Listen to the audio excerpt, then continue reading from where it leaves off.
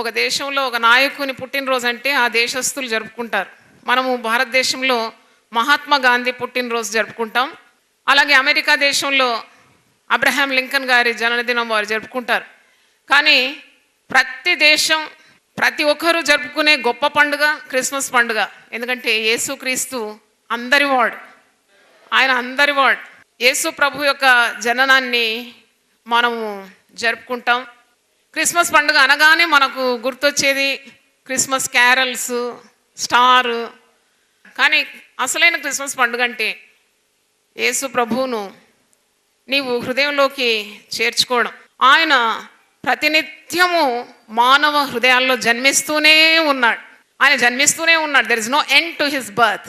చూడండి, యేసు ప్రభు పుట్టుక ద్వారా కాలము రెండు ముక్కలైంది.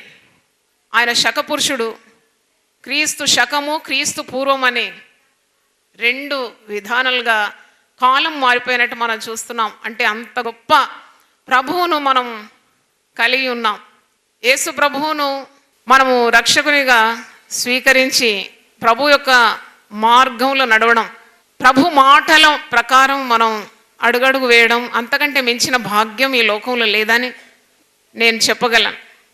యేసు ప్రభు ఈ లోకానికి ఎందుకు వచ్చాడు అంటే పాపులను రక్షించుటకు క్రీస్తు యేసు ఈ లోకంలో వచ్చినాడని వాక్యం సెలవిస్తుంది. అపోస్తలుడైన పౌలు తన లేఖనాల్లో అంటాడు, క్రీస్తు యేసు ఈ లోకమునకు పాపులను రక్షించడానికి వచ్చాడు. ఈ మాట నమ్మదగినది, పూర్ణాంగీకారమునకు యోగ్యమైనది అని సెలవిస్తున్నాడు. ఎందుకంటే ఒకప్పుడు సౌలుగా ఉన్నాడు. యేసు ప్రభు మరి తనకు దర్శనమిచ్చి తన జీవితాన్ని మార్చివేసినాడు. భక్త కోటికి అపోస్తలుడుగా మారిపోయినాడు. పూర్వము హింసకుడు, దూషకుడు, హానికరుడు, సంఘమును పాడు చేసిన వాడు పరిశుద్ధుడైన పౌలుగా, భక్త కోటికి అపోస్తలుడుగా, సంఘాలను కట్టేవానిగా, 14 లేఖనాలు పరిశుద్ధ గ్రంథములు రాసేవానిగా మార్చినాడంటే మనకు అర్థమవుతుంది యేసు శక్తి గొప్ప శక్తి. యేసు శక్తి చాలా గొప్ప శక్తి. ఈ క్రిస్మస్ సమయంలో నేను మీతో జ్ఞాపకం చేయాల్సిన ఒక సంగతి ఆత్మ ద్వారా నేను ప్రేరేపింపబడుతున్నాం. అదేంటంటే క్రిస్మస్ పండుగలో నువ్వు దేవుని స్తుతించాలి అని. క్రిస్మస్ అంటే దాని అర్థము క్రీస్తును ఆరాధించడం, క్రీస్తును స్తుతించడం. కానీ ఈ పండుగ సంబరాల్లో మనం స్తుతించడానికి మర్చిపోతాం. మనము ఈ శారీరకంగా చాలా ఆనందించాలని ఎంతో తాపత్రయపడుతూ ఉంటాం. కానీ దాని అర్థం అది కాదు.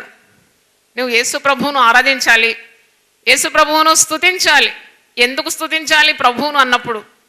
ఆయన పరలోక భాగ్యాన్ని, అంటే తండ్రితో కూడా కూర్చుండే ఆ గొప్ప భాగ్యాన్ని నీ కొరకు నా కొరకు వదిలి ఈ లోకానికి ఆయన మానవునిగా జన్మించినాడు. క్రిస్మస్ అంటే క్రీస్తు ప్రభు పరలోకం నుండి భూమికి దిగి వచ్చిన రోజని, దేవుడే మానవుడైన రోజని మనం చెప్పగలం. మరి యేసు ప్రభు తను తాను రిక్తునిగా చేసుకున్నాడు, తగ్గించుకున్నాడు. క్రిస్మస్లో మీరు గమనించాల్సింది తగ్గింపు. మీరు ఎక్కడ చూడండి చాలా తగ్గింపు. గొర్రె కాపర్లకు దూత ప్రత్యక్షమైంది. గొర్రె కాపర్లు ఎవరు? విద్య లేని పామర్లు, జ్ఞానులు, తూర్పు దేశపు జ్ఞానులు తము తాము తగ్గించుకొని బాల యేసుని యొద్దకు వచ్చి సాగిల పడి యేసుని ఏం చేస్తున్నారు? ఆరాధిస్తున్నారు. బంగారం, సాంబ్రాణి, భోళం ఇవన్నీ అర్పిస్తూ సాగిల పడి ఆరాధిస్తున్నారు. మరి యేసు ప్రభు ఎక్కడ జన్మించినాడు అంటే ఆయన రాజులకు రాజు, ప్రభువులకు ప్రభు, సమీపింపరాని తేజస్సులో ఆయన మాత్రమే వసించేవాడు, శ్రీమంతుడు, అద్వితీయ దేవుడు. ఇంత గొప్ప దేవుడు పేద వడ్ల కన్యక గర్భములో ఉద్భవించినాడు, జన్మించినాడంటే అక్కడ కూడా చాలా తగ్గింపు మనం చూస్తున్నాం. అంటే దేవుడు మహోన్నతుడైనను ఆయన దీనులను లక్ష్య పెడతాడనే గొప్ప సూత్రం మనం నేర్చుకోవచ్చు. యేసు ప్రభు తన సువార్తల్లో ఆహ్వానము ఎలాగిచ్చినాడు? యేసు ప్రభు కొందరిని మాత్రమే ప్రేమించినట్టు, కొందరికే తన రక్షణని ఇచ్చినట్టు, కొందరినే బాగు చేసినట్టు ఎక్కడ మనం చూడం. సార్వత్రికమైన ఆహ్వానం. ప్రయాసపడి భారము మోసుకొనిచున్న సమస్త జనులారా మీరు నా యొద్దకు రండి.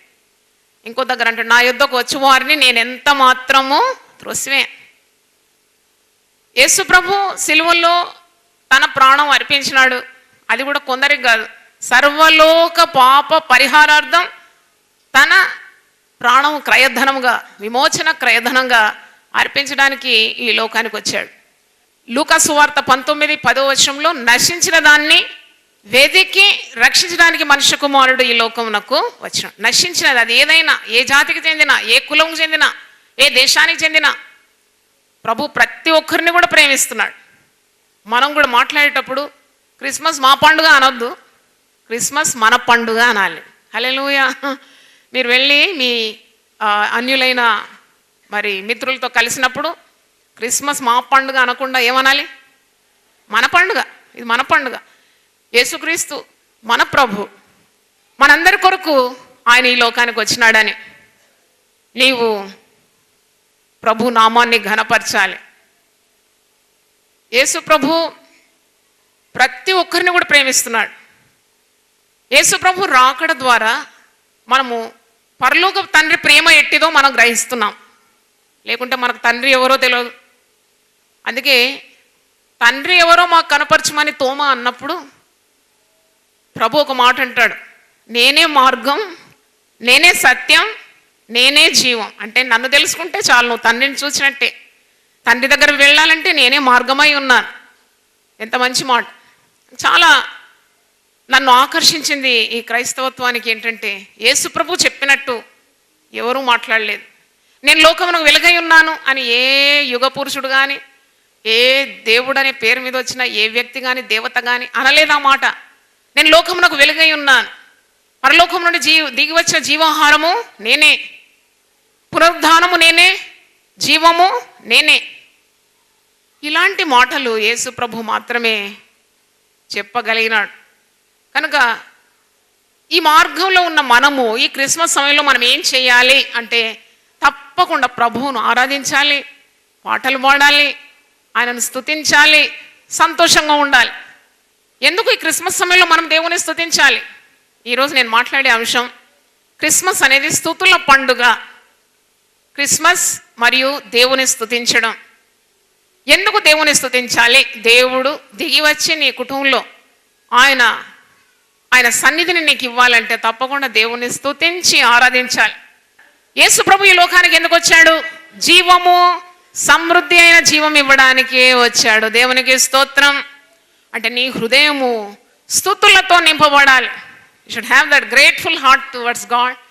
యేసు ప్రభు నా కొరకు ఈ లోకంలో వచ్చినాడు, నా పాపముల నిమిత్తం ఆయన సిలువ మరణం పొందినాడు, నాకు పరలోకం ఇవ్వడానికి వచ్చినాడు. ఆ జ్ఞానం ఉండాలి. కీర్తనకారుడు 40వ కీర్తన 2వ వచనంలో అంటాడు కదా, నాశనకరమైన గుంట నుండి, జిగటగల దొంగ ఊపి నుండి ఆయన నన్ను పైకి ఎత్తెను. దేవుని వాక్యం అనే బండ మీద నా పాదములను స్థిరపరిచెను. తనకు స్తోత్ర రూపము క్రొత్త కీర్తన నా నోట ఉంచాను. అంటే ఎంతగా స్తుతిస్తున్నాడు? పాపినైన నన్ను పరిశుద్ధ మార్గంలో నిలబెట్టిన ఆ దేవునికి స్తోత్రం. పౌలు భక్తుడు ఈ విధంగా అంటున్నాడు, చెప్ప శక్యము గాని ఆ గొప్ప వరము నిమిత్తము దేవునికి స్తోత్రములు. 2 కొరింథీ 9:15 ఈ మాట ఉంది. పౌలు భక్తుడు అంటున్నాడు, చెప్ప శక్యము గాని వరం. ఏంటి ఆ వరం? మీరు చెప్పండి, ఏంటి ఆ వరం? యేసు ప్రభువే ఆ వరం. హల్లెలూయా.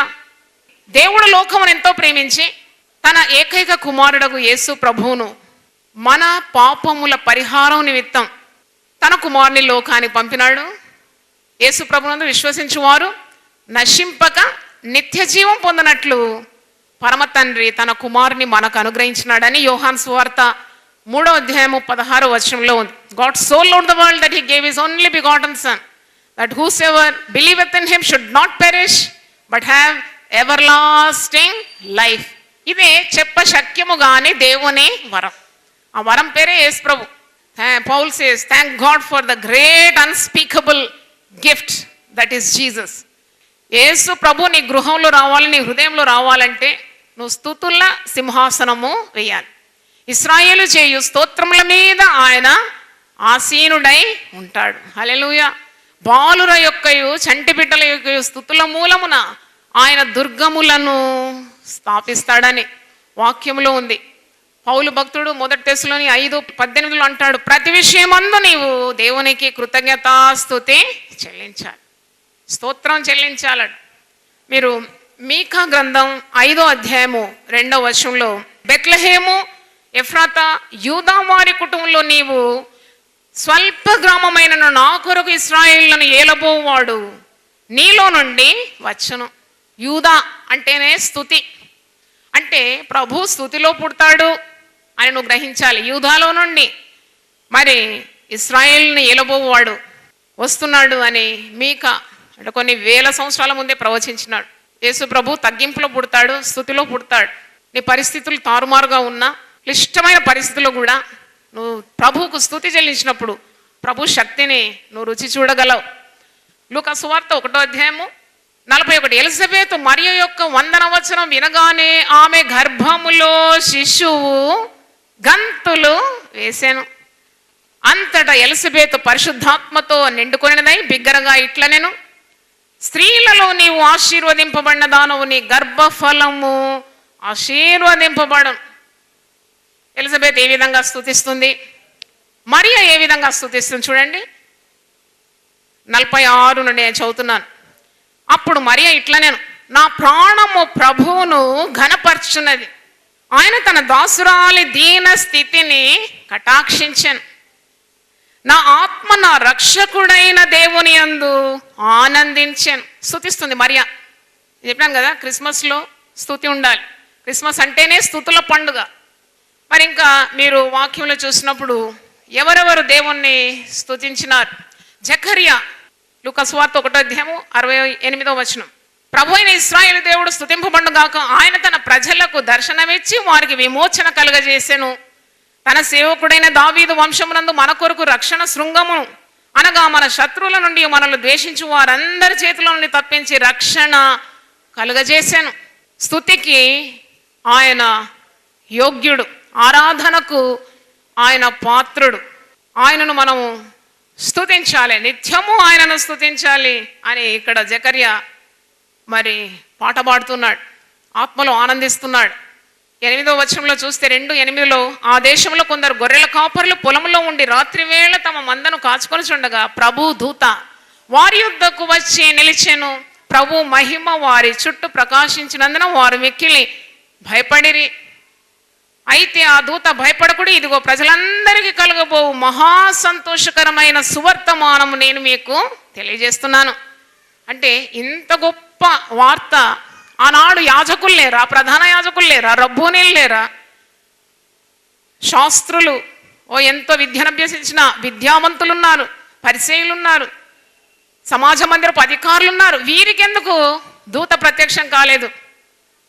విద్య లేని పామరులైన గొర్రెల కాపర్ల దగ్గరికి దూత వచ్చిందంటే అప్పుడు మనం గ్రహించాలి, దేవుడు పక్షపాతి కాడు. హల్లెలూయా చెప్తారా?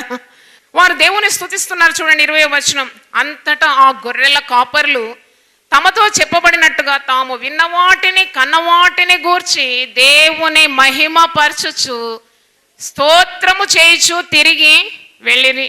హల్లెలూయా. చూడండి, ఆ గొర్రె కాపర్లు ఇంత గొప్ప సువర్తమానము దేవుడు వారికి అందించినాడు. ప్రజలందరికీ కలుగబోయే గొప్ప మరి మహా సంతోషకరమైన శుభవార్తను విని వారు చాటిస్తున్నారు. కనబడిన వారందరికీ చాటిస్తున్నారు. మేము కన్నవాటిని విన్నవాటిని చెప్పకుండా మేము ఉండలేం. వారు తమతో చెప్పబడినట్టుగా వారు విన్నవాటిని కన్నవాటిని గూర్చి దేవుని మహిమపరుస్తూ స్తోత్రం చేయించు తిరిగి వెళ్ళినారని చూస్తున్నాం. ఇప్పుడు మనం ఎంతమంది స్తుతించడం చూస్తున్నాం. మరియ దేవుని కొనియాడుతుంది శరీరాత్మ ప్రాణములతో. ఎలిజబెత్ గర్భంలో శిశువు గంతులు వేస్తుంది మరియ 100వ వచనం వినగానే. జకర్యా వృద్ధ యాజకుడు, దేవాలయపు పనులు చేసేవాడు, దేవుని మహిమపరుస్తున్నాడు యేసు ప్రభు యొక్క పుట్టుకను గురించి. తర్వాత గొర్రె కాపర్లు దేవుని స్తుతించడం మనం చూస్తున్నాం. తర్వాత దూతలు దేవుని స్తుతిస్తున్నారు. లూకా సువార్త 2వ అధ్యాయము 14వ వచనం చూడండి, వెంటనే పరలోక సైన్య సమూహం ఆ దూతతో కూడా నుండి సర్వోన్నతమైన స్థలములో దేవునికి మహిమ, భూమి మీద తనకు ఇష్టలైన వారికి సమాధానము కలుగునుగాక అని దేవుని స్తోత్రము చేయించండి. దూతలు స్తుతిస్తున్నాయి. దూతలు 1-2 దూతలు కావు, పరలోక సైన్య సమూహము ఆ దూతతో కలిసి ఆర్భాటంగా దేవుని స్తుతిస్తున్నారు. సర్వోన్నతమైన స్థలంలో దేవునికి మహిమ, మొట్టమొదట దేవునికి మహిమ, దాని తర్వాత మానవునికి, దేవునికి ఇష్టలైన మానవులకు భూమి మీద సమాధానము అని ప్రకటిస్తున్నారు. మీరు ఎక్కడ చూసినా స్తుతి స్తుతి స్తుతి, స్తోత్రము, మహిమపరచడం. ఈ క్రిస్మస్ సమయంలో పాత్రధారులందరూ కూడా దేవుణ్ణి స్తుతించినట్టు మనం గమనిస్తున్నాం. సుమయోను దేవుణ్ణి స్తుతిస్తున్నాడు. వాక్యంలో చూసినప్పుడు ఇశ్రాయేలు యొక్క ఆదరణ కొరకు కనిపెట్టువాడు, భక్తిపరుడు, పరిశుద్ధాత్మతో నిండినవాడు, ప్రభు యొక్క క్రీస్తును చూడక మునుపు మరణం పొందడని అతని పరిశుద్ధాత్మ చేత బయలు పరచబడి ఉండెను. ఆత్మవశుడై ఆయన దేవాలయంలో వచ్చినాడు. ధర్మశాస్త్ర పద్ధతి చొప్పున ఆయన విషయమై జరిగించడానికి తల్లిదండ్రులు శిశువైన యేసును దేవాలయంలోకి తీసుకొని వచ్చినప్పుడు అతడు తన చేతులతో చిన్న బిడ్డ యేసును, బాలయేసు చిన్న బిడ్డ 8 దినముల ప్రభువును ఎత్తుకున్నాడు, చేతులతో ఎత్తుకున్నాడు. దేవునిని స్తుతించుచు ఇట్లా, నేను 28వ వచనం, సుమయోను మరి చిన్న యేసును ఎత్తుకొని స్తుతిస్తున్నాడు. నాథా, ఇప్పుడు నీ మాట చొప్పున సమాధానంతో నీ దాసుని పోనిస్తున్నావు. అన్య జనులకు నిన్ను బయలుపరచుటకు వెలుగుగాను, నీ ప్రజలైన ఇశ్రాయేలుకు మహిమగాను నీవు సకల ప్రజల ఎదుట సిద్ధపరిచిన నీ రక్షణ నేను కనులారా చూచితిని. ఎంత వృద్ధాప్యంలో ఉన్నాడో, మరణానికి దగ్గరగా ఉన్నాడు, కానీ పరిశుద్ధాత్ముడు బయలుపరిచినాడు, నీవు ఈ రక్షణ శృంగమైన యేసును చూడకుండా నీకు మరణం రాదని. అందుకే దేవుని స్తుతిస్తున్నాడు. ఆ యొక్క భాగ్యము, చిన్న యేసును 8 దినముల శిశువును చేతిలో ఎత్తుకొని దేవుని కొనియాడుతున్నట్టు మనం చూస్తున్నాం. అన్న ప్రవక్తి కూడా ఆమె మరి కన్యాత్వం మొదలు 7 ఏండ్లు పెనిమిటితో సంసారం చేసి బహుకాలం గడిచినదై 84 సంవత్సరములు విధవరాలై ఉండి దేవాలయం విడవక ఉపవాస ప్రార్థనలతో రేయింబగళ్ళు సేవ చేయుచున్న స్త్రీ. ఆమెకు కూడా మరి శిశువైన యేసుని ఎత్తుకోవడానికి, కొనియాడడానికి, దేవుని స్తుతించడానికి తరుణం లభించింది. 38వ వచనంలో ఆ గడియలోనే లోపలికి వచ్చి దేవుని కొనియాడి యెరూషలేములో విమోచన కొరకు కనిపెట్టుచున్న వారందరితో ఆయనను గూర్చి మాటలాడుచుండెను. హల్లెలూయా. స్తుతి స్తుతి స్తుతి మనం చూస్తున్నాం. జ్ఞానులు దేవుని స్తుతిస్తున్నారు, యేసు ప్రభువును పూజిస్తున్నారు. మత్తయి సువార్త 2వ అధ్యాయం 1వ వచనం, రాజు అయిన హేరోదు దినములందు యూదయ దేశపు బెత్లెహేములో యేసు పుట్టిన పిమ్మట ఇదిగో తూర్పు దేశపు జ్ఞానులు యెరూషలేమునకు వచ్చి, యూదుల రాజుగా పుట్టినవాడు ఎక్కడున్నాడు? తూర్పు దిక్కున మేము ఆయన నక్షత్రము చూచి ఆయనను పూజింప వచ్చితిమి. నక్షత్రాన్ని చూసి నక్షత్రాన్ని పూజించడం రాలేదు, మేము నక్షత్రాన్ని చూసినాము, కానీ ఎవరిని పూజిస్తాము? ఆయనను పూజింపవచ్చినాం. 10వ వచనంలో చూడండి, వారు ఆ నక్షత్రమును చూచి అత్యానంద భరితులై ఇంటిలోనికి వచ్చి తల్లి అయిన మరియను ఆ శిశువును చూచి సాగిలపడి ఆయనను పూజించి తమ పెట్టెలు విప్పి బంగారమును, సాంబ్రాణిని, భోళమును కానుకలుగా ఆయనకు సమర్పించిరి. Worshipping Jesus. మరి స్తుతిస్తున్నారు కొందరు, మహిమపరుస్తున్నారు కొందరు, స్తోత్రం చేస్తున్నారు కొందరు, సాగిల పడుతున్నారు కొందరు, శరీరాత్మ ప్రాణములతో కొనియాడుతున్నారు మరికొందరు. చూడండి, ఇలాంటి స్తుతి మీరు చూస్తున్నారు. విద్య లేని పామరులైనా స్తుతిస్తున్నారు, గొర్రె కాపర్లు స్తుతిస్తున్నారు, జ్ఞానులు స్తుతిస్తున్నారు, స్త్రీలైన మరియా, ఎలిజబెతులు స్తుతిస్తున్నారు, పురుషుడు యాజకుడైన జకర్యా దేవుని స్తుతిస్తున్నాడు, వృద్ధుడైన సుమయోను దేవుని స్తుతిస్తున్నాడు, యవనస్తుడైన యోసేపు దేవుని కొనియాడుతున్నాడు. మరి మనం కూడా ఏం చేయాలి? దేవుణ్ణి స్తుతించాలి. హల్లెలూయా. అర్థమైన వారు ఒకసారి చప్పట్లు కొట్టండి. మనం ఏం చేయాలి? 116వ కీర్తన 12వ వచనం, యెహోవా నాకు చేసిన ఉపకారములన్నిటికీ నేను ఆయనకి ఏమి చెల్లించుదును? What shall I render unto the lord for all his benefits? తండ్రి చిత్తం ఏంటి? తండ్రి మనల్ని ఎంతో ప్రేమించి తన కుమారుని ఈ లోకాన్ని పంపించినాడు. మనము కుమారునిలో విశ్వాసం ఉంచితే మనము నరకమునకు కాకుండా నిత్య జీవమునకు మనం వెళ్ళాలని తండ్రి చిత్తం. యేసు ప్రభువును నువ్వు అంగీకరించాలి. భూదిగంత నివాసులారా, మీరు నా వైపు చూచి రక్షణ పొందుడి. నేనే దేవుడను, మరి ఏ దేవుడునో లేడు. నా పేరట ప్రతి మోకాలు వంగుతుంది, నా పేరట ప్రతి నాలుక మహిమపరుస్తుందని నా జీవితంలో నెరవేరింది. I had to accept Jesus. Yesu ప్రభు పరలోక భాగ్యం వదిలిపెట్టి ఈ లోకానికి వచ్చి తను తాను తగ్గించుకున్నాడు, రిక్తునిగా చేసుకున్నాడు. మరణం పొందినంతగా తండ్రికి విధేయత చూపినాడు. అన్ని నామముల కంటే పై నామము, ప్రతి మోకాలు వంగే నామముగా ఆయన నామం మారిపోయింది. ప్రభు అంటాడు కదా యోహాను సువార్త 14:10, నా పేరట మీరు నన్నేం అడిగినా నేను దాన్ని చేతును. చప్పట్లు కొట్టి దేవుని స్తుతిద్దాం. You ask anything in my name I will grant it. పునరుద్ధానం నేనే, జీవము నేనే అంటాడు. అంటే జీవ మరణములు ఆయన చేతిలో ఉంది. నిత్యనాశనం నుండి నిన్ను నిత్య జీవంలోకి దాటించడానికి యేసు ప్రభుకే సాధ్యం. యేసు ప్రభు గొప్ప దేవుడని, రక్షకుడని, నీ కొరకు ఆయన ఈ లోకానికి వచ్చినాడని, నీ కొరకు ఆయన సిలువలో మరణించినాడని, నీ కొరకు ఆయన తిరిగి రానై ఉన్నాడని నువ్వు విశ్వాసంతో నోటితో నువ్వు ఒప్పుకుంటే తప్పకుండా నువ్వు రక్షింపబడతావు. యేసు ప్రభు మార్గంలోకి నువ్వు రాగలవు. యేసు ప్రభు పుట్టుకలో స్తుతి గురించి మనం ధ్యానించినాం.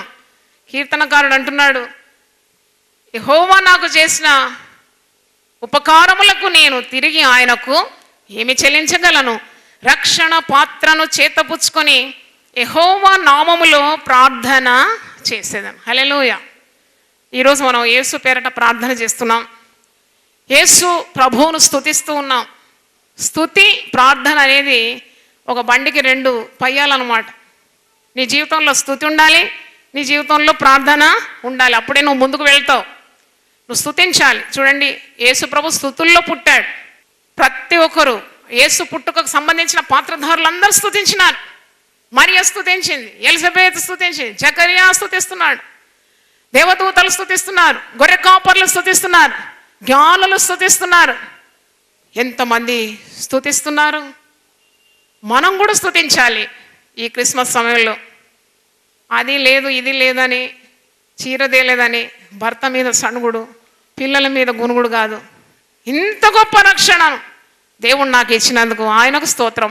చెప్పశక్యముగాని గొప్ప వరము నిమిత్తము ఆయనకు స్తోత్రం చెల్లించాలి. దేవుడు మనల్ని సమృద్ధిగా ఆశీర్వదించును గాక. ప్రార్థన చేసుకుందాం. హల్లెలూయా. ప్రభువా నీ పరిశుద్ధ నామమునకు స్తోత్రం. నీ పుట్టుక గురించి కొన్ని సత్యములు మేము ధ్యానించినాం.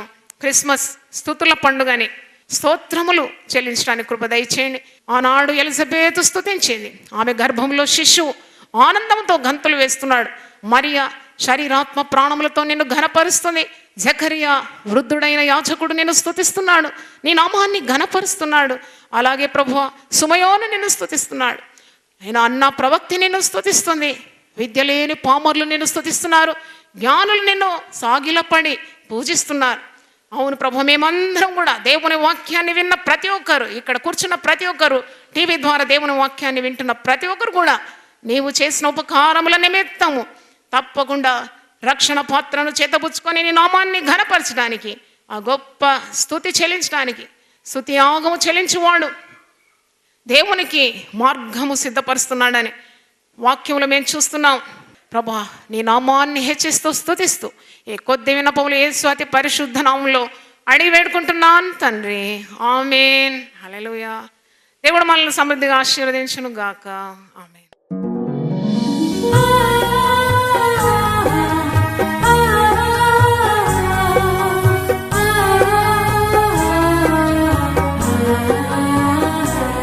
నీ ధనము నీ ఘనము ప్రభు యేసుదే, నీ దశమా భాగము నీయ వెనుదీతువా.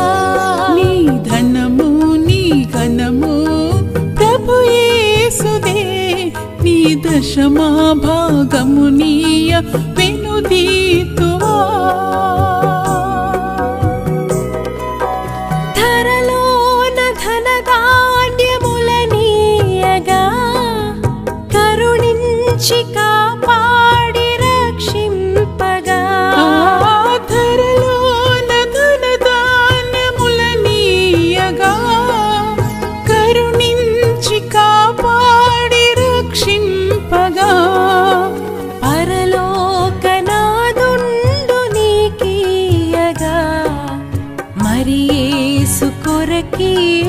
ప్రభుకీయవెనుదీతువా పరలోకనాథుండు నీకీయగా మరి యేసు కొరకీయ వినుదీతువా నీ ధనము నీ ఘనము ప్రభు యేసుదే నీ దశమా భాగము నీయ వెనుదీతువా